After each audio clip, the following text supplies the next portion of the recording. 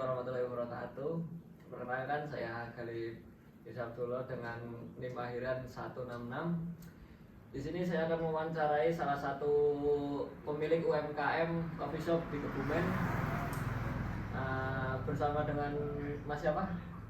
Perkenalkan, nama saya Nur Samana Sidik. Oke, terima kasih. Selamat malam Mas Sidik. Terima kasih telah meluangkan waktunya untuk diwawancarai. Hari ini kita akan membahas perjalanan Mas Sidik dalam merintis coffee shop ini. Jadi untuk perjalanan saya atau lebih tepatnya alasan saya untuk terjun di industri kopi ini berawal dari keresahan pribadi yang dimana dulu mungkin saya lebih expect di industri F&B juga, akhirnya saya lebih cocok di industri kopi itu sendiri. Baik. Dan yang memutuskan itu semua ya awal-awalnya berawal dari relasi, kemudian hingga menjadi salah satu hobi ya. Sebenarnya yang makanya saya bilang alasan terjun di industri ini ya emang dari keresahan pribadi. Ketika saya mulai senang dengan beberapa hal yang bukan tentang kopi, ya karena sebenarnya kalau kopi sendiri itu kan bukan sekedar ngopi gitu. Jadi kopi itu kan bisa menjadi salah satu perantara untuk diskusi, kemudian untuk bisa ngobrol, bertukar pendapat atau sharing gitu sih Mas. Oh iya. Untuk awal buka coffee shop ini ada rekan atau sendirian? Ada rekan, jadi sebenarnya di sini saya mungkin secara manajerial jadi bilang founder untuk rekan saya namanya Muhammad Sabul Kafi. Dia dulu juga merintis di Yogyakarta di dekat Tugu ya. Itu aja sih Mas. Untuk yang dekat itu di mana itu? Di Yogyakarta. Iya, coffee shopnya. Di sampingnya, sekarang namanya coffee shop spesialis kopi teman kalau nggak salah. Oh iya iya. Nah, kalau kan bawa coffee shop nih, untuk tantangan terbesarnya itu apa? Untuk tantangan terbesarnya, jadi kan di Kebumen ini sebenarnya untuk bibit coffee shop atau mungkin lebih gampangnya bisa diartikan sebagai tren ngopi. Ya. Bagi untuk di Kebumen sendiri agak susah sih ya. Ya kelihatan. Awal-awalnya kan itu merupakan salah satu kabupaten yang mungkin masih banyak beberapa pribumi yang bisa dibilang mungkin gaptek gitu, nggak terbiasa dengan habit di industri kopi ini ya, karena mungkin untuk operasional pun kita kan di sore sampai malam gitu. Jadi tantangannya lebih ke riset market, menyesuaikan gimana sih selera yang ada di Kebumen ini, soalnya kan nanti setiap daerah itu pasti punya karakter masing-masing gitu. Nah akhirnya tantangannya ya bagaimana kita bisa mengedukasi bahwa kopi itu nggak selalu bikin asam lambung kok. Jadi kopi pun ada beberapa jenis, mulai dari Arabica, Robusta, Indica gitu sih Mas. Nah selanjutnya ini menurut Bapak itu faktor A, menurut Mas Sidik gitu, faktor apa yang paling berperan dalam kesuksesan usaha ini?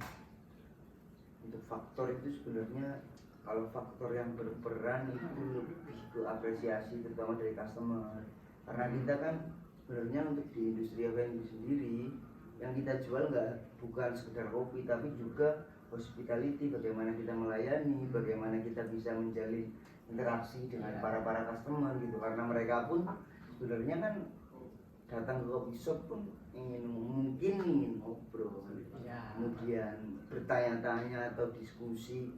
Nah mungkin itu sih salah satu. Ingin merasa nyaman lah ya. Tuh. Nah selanjutnya tuh apakah ada strategi yang khusus untuk coffee shop ini? Kalau untuk strategi sebenarnya ya khusus, dibilang khusus juga enggak sih. Jadi kan kami itu menerapkan beberapa hal, salah satu trust itu kepercayaan. Jadi kamu benar-benar mengutamakan kepercayaan customer. Dari segi apa? Yang pertama dari segi kualitas. Kalau mungkin beberapa orang ada yang bilang kami overprice, ya. Tapi kan di balik overprice itu ada beberapa hal yang kita dorong lebih ke quality.